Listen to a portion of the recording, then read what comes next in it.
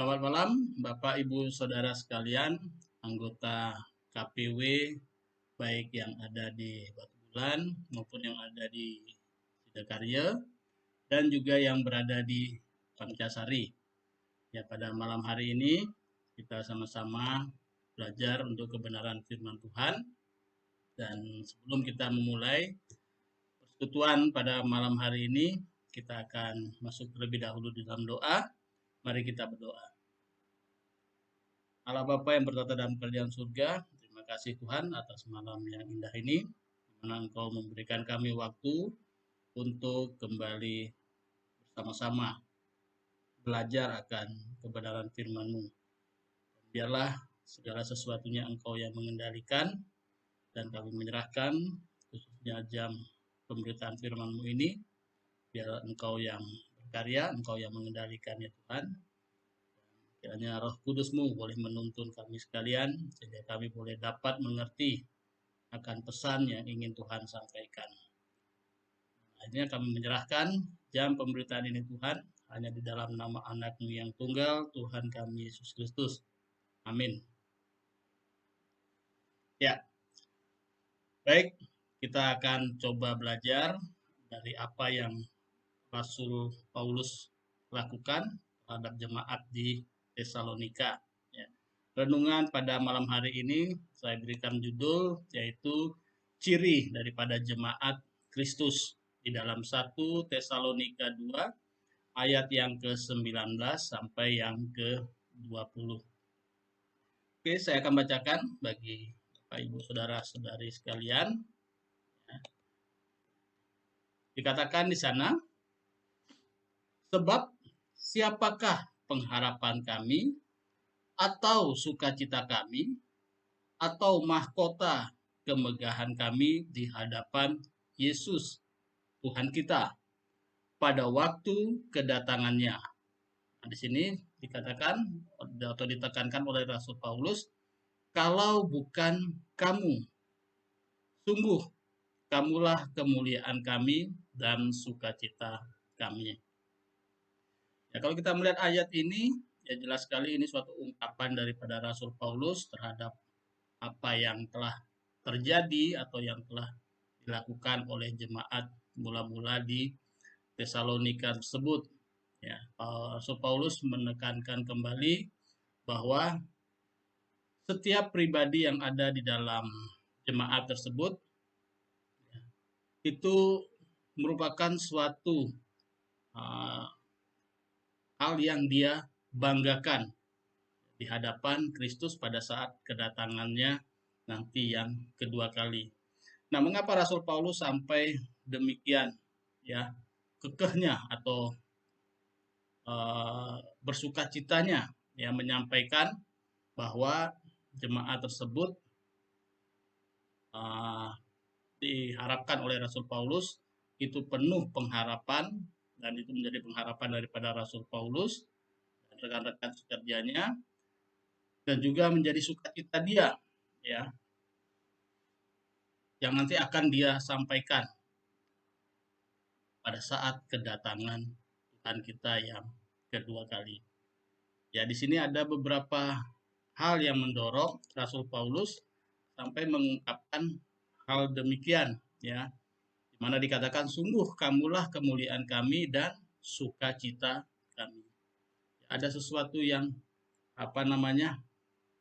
keluar dari dalam hati Rasul Paulus, di mana dia boleh bersukacita melihat segala sesuatu yang terjadi di dalam jemaat di Tesalonika. Nah, ini menjadi suatu pelajaran bagi saya dan saudara, ya. Seringkali kita menganggap berjemaat itu ya sekedar kita bersekutu, sekedar kita berkumpul, ya, melakukan segala kewajiban daripada kegerejaan. Setelah itu ya sudah begitu saja. Nah, tetapi tidak seperti apa yang Rasul Paulus tekankan di sini, bahwa ada sesuatu yang harus dikerjakan, ya. Sehingga segala sesuatunya dari setiap pribadi jemaat tersebut nanti boleh menjadikan suatu hal yang akan disampaikan atau dipersembahkan kepada Kristus, ya. Atau mungkin sering dikenal dengan orang-orang ya buah-buah roh lah, seperti itu, ya. Nah, kita melihat yang mendasari Rasul Paulus mengungkapkan rasa sukacitanya tersebut, ya, yang pertama dia melihat bahwa jemaat di Tesalonika tersebut adalah jemaat dengan anggota yang pasti. Nah, ini ya, seringkali kita bersekutu menjadi atau tergabung di dalam suatu persekutuan yang menjadi suatu anggota dari organisasi kerohanian, ya hanya sekedar jadi anggota aja, ya. Tetapi tidak kelihatan apakah dia pasti atau tidak, ya, kadang ada kadang tidak, ya.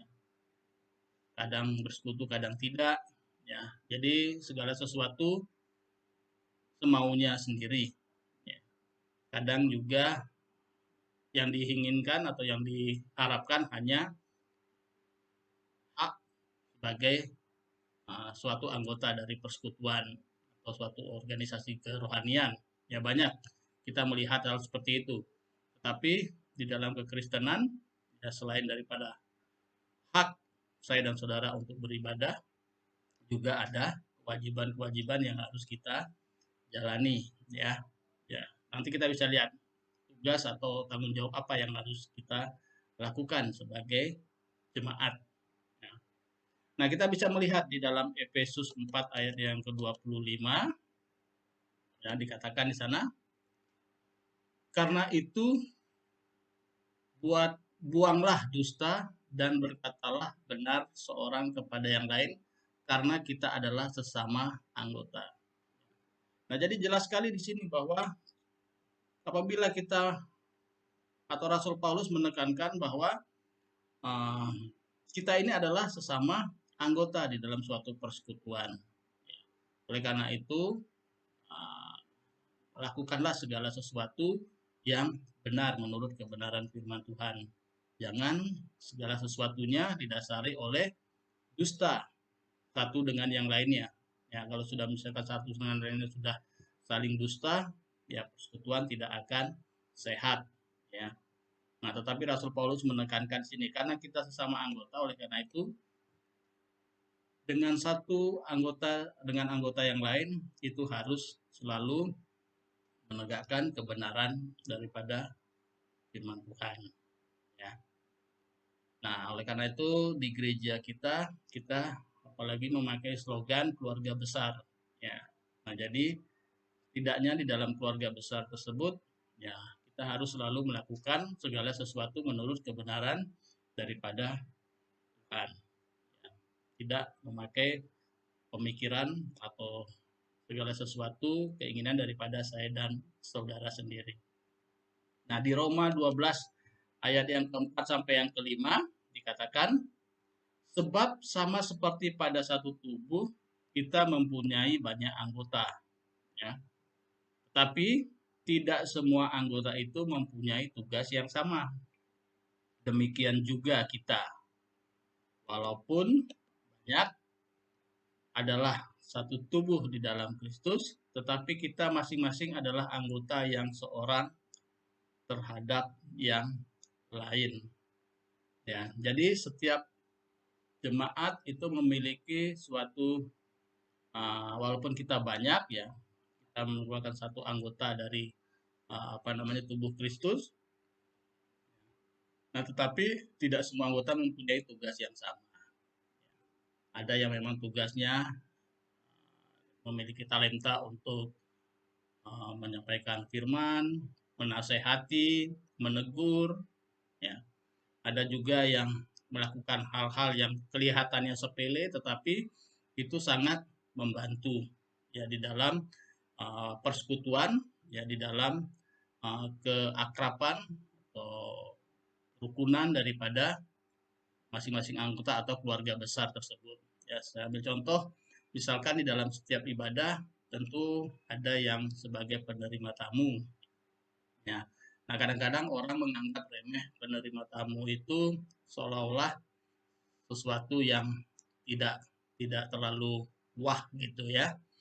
Kadang-kadang kalau misalkan yang mengisi pujian, yang membawa acara, apalagi yang menyampaikan firman, kemudian yang bermain musik, nah itu kelihatannya lebih lebih wah daripada yang bertugas hanya sekedar menerima tamu di depan. Ya.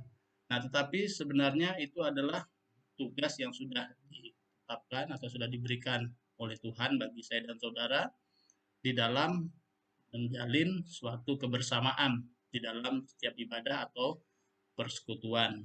Ya, kalau misalkan orang yang menerima tamu tersebut ya, menerima setiap jemaat yang datang dengan wajah yang masam, dengan wajah yang muram, ya tentu jemaat yang datang ingin menikmati sukacita dalam persekutuan tersebut atau ibadah tersebut, ya karena melihat penerima tamunya seperti itu, ya tentu mereka tidak bersukacita.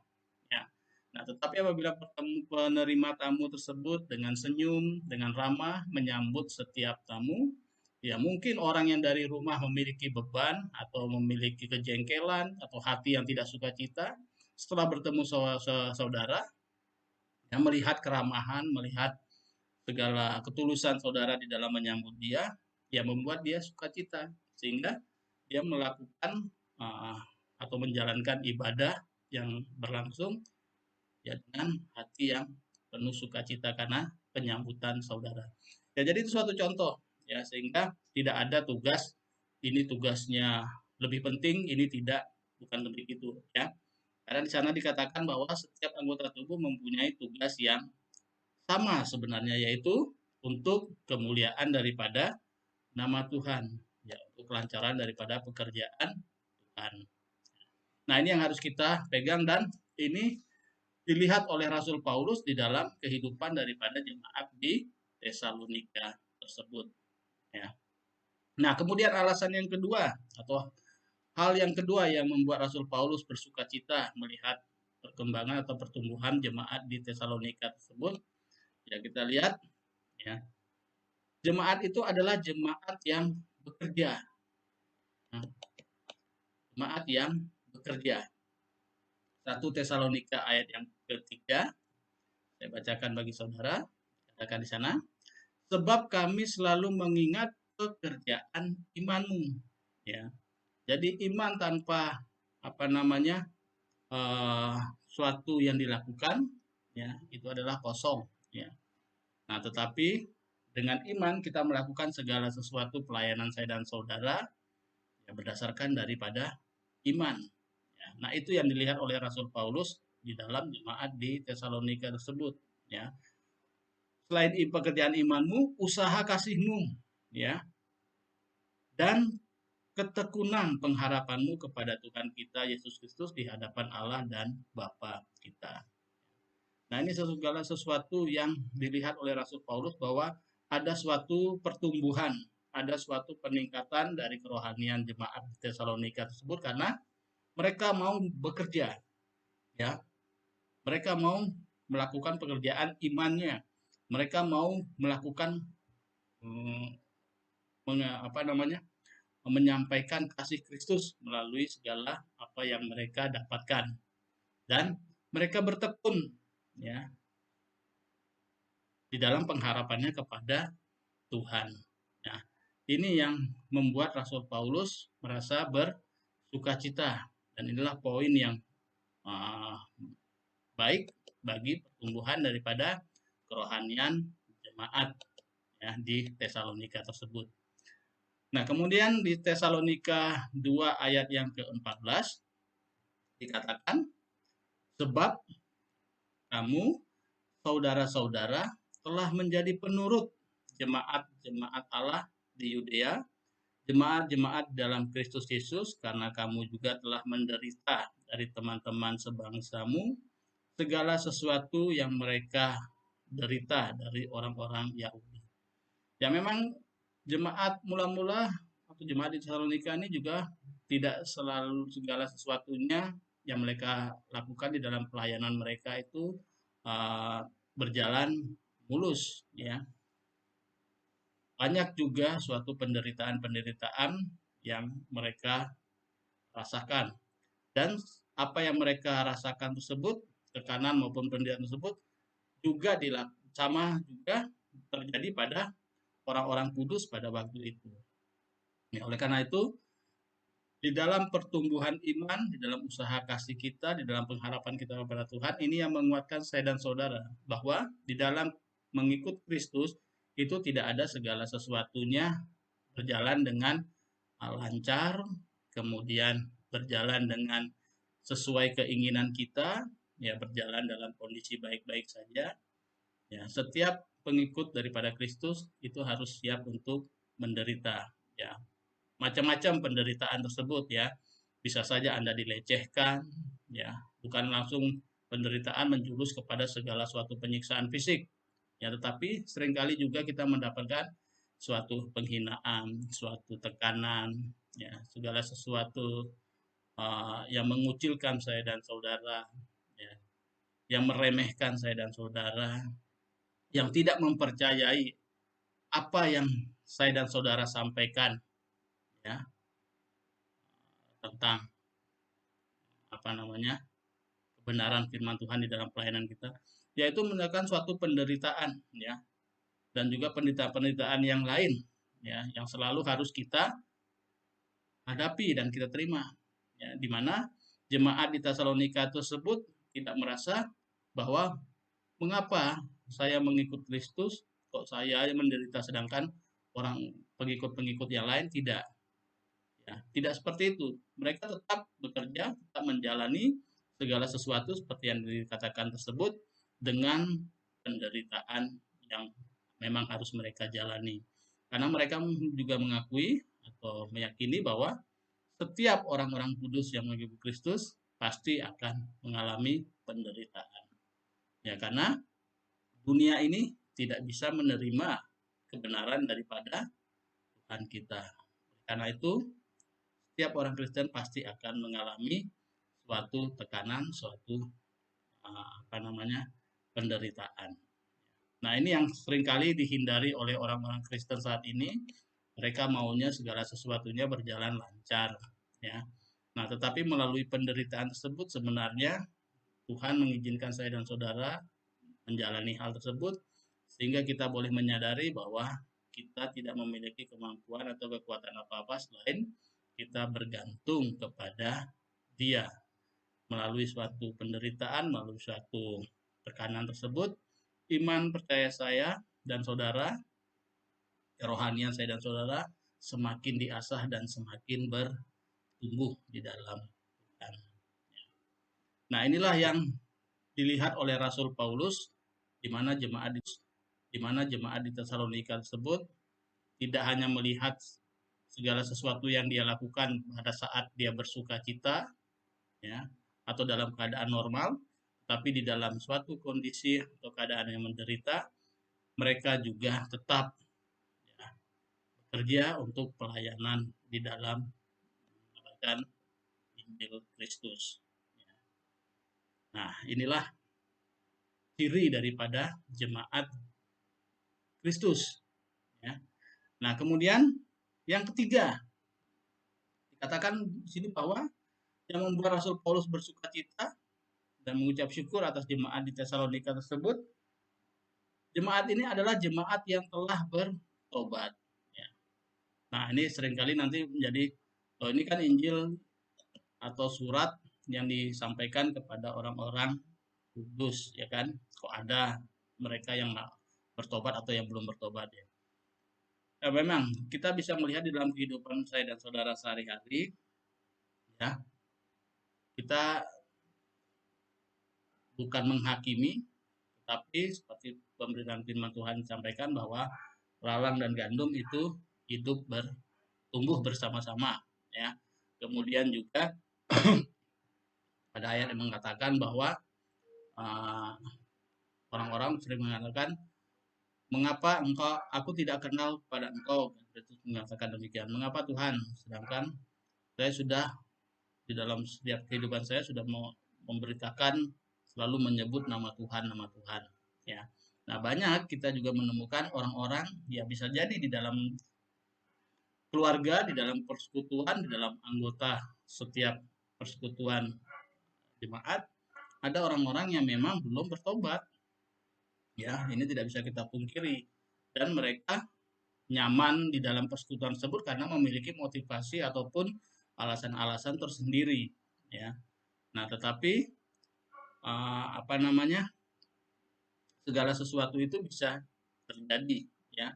Karena seperti yang dikatakan tadi, banyak yang mengatakan Tuhan, Tuhan, Tuhan, tapi Kristus sendiri tidak mengenal dia. Nah, oleh karena itu, di sini dikatakan bahwa Rasul Paulus melihat bahwa jemaat yang ada di Salonika tersebut adalah benar-benar jemaat yang telah bertobat. Ya, 1 Tesalonika 1 ayat 4 sampai yang ke-6 mengatakan, sebab Injil yang kami beritakan bukan disampaikan kepada kamu dengan kata-kata saja, tetapi juga dengan kekuatan oleh Roh Kudus dan dengan suatu kepastian yang kokoh. Jadi ada dasarnya, ya, yaitu segala sesuatu dikerjakan oleh Roh Kudus. Memang kamu tahu bagaimana kami bekerja di antara kamu oleh karena kamu, dan kamu telah menjadi penurut kami dan penurut Tuhan. Dalam penindasan yang berat, kamu telah menerima firman itu dengan sukacita yang dikerjakan oleh Roh Kudus. Ya, Rasul Paulus sini menjelaskan bahwa segala sesuatu yang dia lakukan sama dengan rekan-rekan sekerjanya di dalam melayani atau membacakan firman Tuhan tersebut didasari oleh kekuatan dari Roh Kudus. Dan mengapa dia sampai bisa mengambil kesimpulan bahwa jemaat di Tesalonika itu adalah orang-orang yang sudah bertobat? Ya, karena jemaat tersebut mau mendengarkan, mau mempercayai Injil yang telah diberitakan oleh Rasul Paulus maupun teman-teman sekerjanya. Di mana dikatakan sana bahwa mereka menjadi sebagai penurut, ya, penurut daripada Rasul Paulus tersebut dan penurut Tuhan, ya. Walaupun di dalam segala kondisi dan penindasan atau segala sesuatu yang tidak mengenakan, mereka telah menerima firman itu dengan sukacita, ya, di mana mereka boleh mengalami kekuatan tersebut karena dikerjakan atau dipimpin oleh Roh Kudus. Nah, inilah yang menandakan bahwa jemaat di Tesalonika itu adalah jemaat yang sudah bertobat, di mana dia menuruti apa yang diajarkan oleh Rasul Paulus dan juga menjadi penurut daripada Tuhan. Ya. Nah, hati-hati di dalam ayat ini dikatakan di sana, dan kamu telah menjadi penurut kami dan penurut Tuhan. Nah, ini jangan sampai kita memiliki suatu pemikiran bahwa posisi daripada Rasul Paulus itu sama dengan Kristus, ya. Di mana jemaat di sana menuruti Paulus dan juga menurut Tuhan. Jadi seolah-olah posisi Rasul Paulus sama Kristus itu sama, ya, sehingga mereka menuruti keduanya, ya. Nah, tetapi di sini yang dimaksudkan oleh Rasul Paulus tersebut tidak demikian ya. Di mana Rasul Paulus menempatkan dirinya dia sebagai atau dia merasa sebagai imitasi daripada apa yang telah dilakukan oleh Kristus. Ya. Jadi tidak sama, ya, tetapi dia meniru, ya, dia melakukan segala sesuatu yang Kristus lakukan. Ya. Oleh karena itu, jemaat di Tesalonika menuruti Paulus, di mana Rasul Paulus melakukan segala sesuatunya karena dia mengikuti daripada Kristus. Dia menempatkan dirinya sebagai imitasi. Ya. Kalau kita lihat imitasi itu misalkan suatu barang, ya, ada asli, ada imitasi. Ya mungkin bentuknya sama, ya, warnanya sama, ya, tetapi kadar atau nilainya itu berbeda antara yang KW atau yang palsu atau yang imitasi dengan yang asli, ya. Nah, jadi di sini sebenarnya Rasul Paulus menyampaikan bahwa jemaat di Tesalonika itu menuruti daripada Rasul Paulus, di mana Rasul Paulus itu boleh mengajarkan atau boleh melakukan segala sesuatu yang demikian, meniru daripada apa yang Kristus lakukan. Ya. Jadi nilainya itu beda antara Kristus dan Rasul Paulus. Ya. Nah, jadi jangan sampai kita terkecoh menganggap bahwa seolah-olah posisinya sama. Ya. Nah, tetapi Rasul Paulus boleh bersukacita karena melihat bahwa walaupun dia melakukan segala sesuatu pengajaran dengan kemanusiaannya, istilahnya, ya, dengan apa namanya, nilainya tidak sebanding dengan apa yang Kristus lakukan, tetapi jemaat di Tesalonika tersebut mau menuruti, ya, karena segala sesuatunya Rasul Paulus dapatkan dari Kristus. Ya. Nah, inilah yang menandakan bahwa jemaat di Tesalonika tersebut adalah jemaat yang sudah bertobat sehingga mereka mempercayai segala apa yang dikatakan atau diajarkan oleh Rasul Paulus. Ya. Nah, kemudian di dalam 1 Tesalonika yang ke-9 dikatakan, sebab mereka sendiri bercerita tentang kami, bagaimana kamu sambut dan bagaimana kamu berbalik dari berhala-hala kepada Allah untuk melayani Allah yang hidup dan yang benar. Ya, ini respon dari jemaat di Tesalonika yang menandakan bahwa jemaat tersebut sudah bertobat. Apa yang Rasul Paulus ajarkan, apa yang Rasul Paulus sampaikan, direspon, disambut dengan baik, dan mereka boleh berbalik. Ya, sebelumnya mereka menyembah kepada Tuhan dunia ini, yang dikuasai oleh dunia ini, tapi begitu mendapatkan pengajaran dari Rasul Paulus dan tolong oleh Roh Kudus, mereka berbalik untuk melayani Allah yang hidup dan yang benar. Ya, jadi jelas sekali ini adalah menandakan bahwa jemaat tersebut adalah jemaat yang benar-benar sudah Nah, Yohanes 14 ayat yang ke-6, kata Yesus kepadanya, Akulah jalan dan kebenaran dan hidup. Tidak ada seorang pun yang datang kepada Bapa kalau tidak melalui aku. Nah, ini kalau misalkan tidak ada pertobatan yang benar, pertobatan sejati, ya, dari setiap manusia, ya tentu kata-kata ini tidak berlaku. Ya.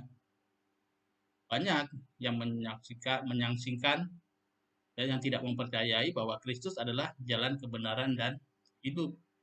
Ya, tetapi saya dan saudara yang memang sudah dilahirkan baru pasti mengakui akan apa yang dikatakan di dalam Yohanes 14 ayat yang ke-6 tersebut, ya, bahwa jalan satu-satunya untuk mendapatkan hidup yang kekal adalah melalui Tuhan kita, yaitu Yesus Kristus. Nah, inilah ciri-ciri daripada jemaat Kristus, ya, di mana dia adalah yang pertama itu adalah jemaat yang tetap, istilahnya tidak angat-angat kuku itu ya, kadang setia, kadang enggak, kadang tetap, kadang enggak, ya. Tapi adalah jemaat yang pasti, ya pasti di dalam setia mengikuti Kristus.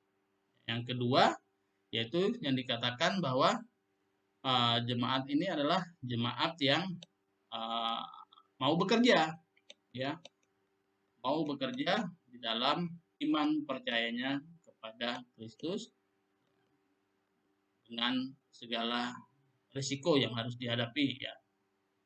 Suatu saat mungkin senang, suatu saat mungkin ada tekanan atau penderitaan, tetapi dia tetap berpegang kepada Kristus. Yang ketiga, ya jemaat ini adalah jemaat yang sudah bertobat, ya karena dia sudah mempercayai, ya, akan Kristus, satu-satunya jalan keselamatan, dan juga di dalam setiap pertumbuhan lalu mendengarkan suara Roh Kudus.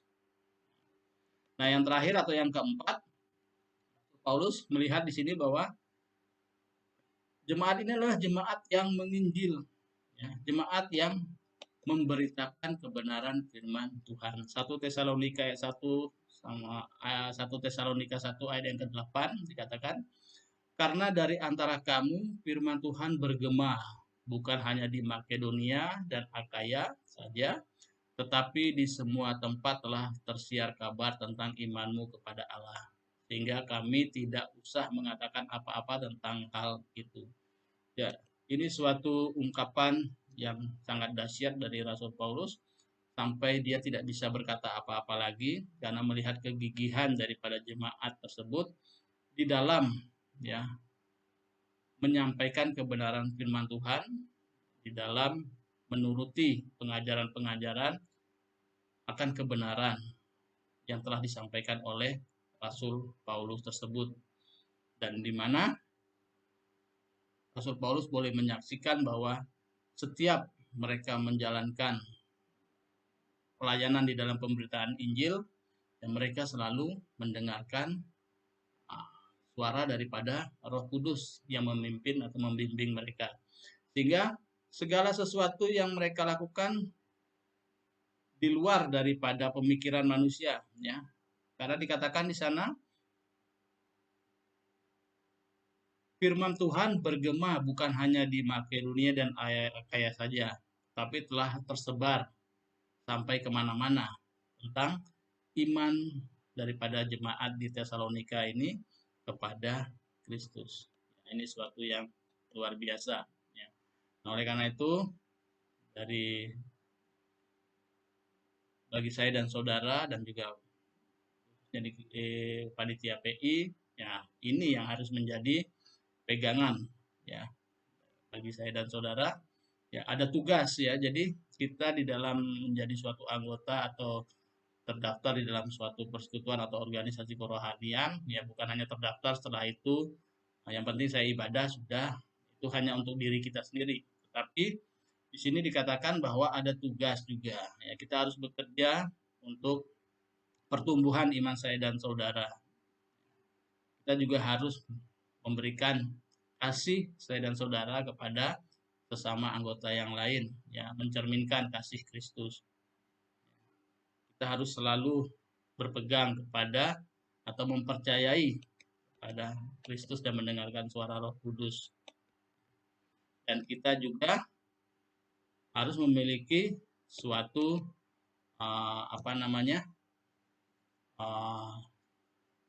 tugas, ya, untuk memberitakan kebenaran firman Tuhan.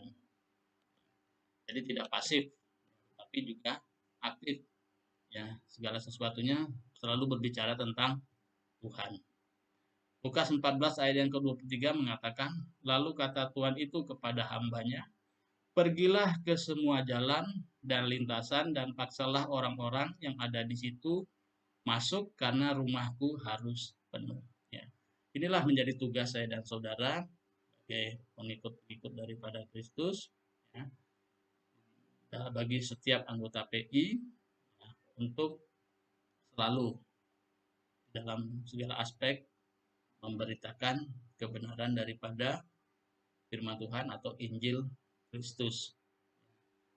Dan juga di setiap KPW-KPW yang ada, kita harus memiliki suatu semangat, memiliki suatu target ya atau pencapaian di mana kita harus selalu mengabarkan atau memberitakan kebenaran firman Tuhan dengan sungguh-sungguh ya. Bukan hanya di dalam situasi yang aman-aman ya, tetapi dalam segala tekanan, penderitaan, cacian ataupun hinaan ya, ataupun ketidakpercayaan orang akan apa yang kita sampaikan, tugas saya dan saudara yaitu menyampaikan Injil Kristus.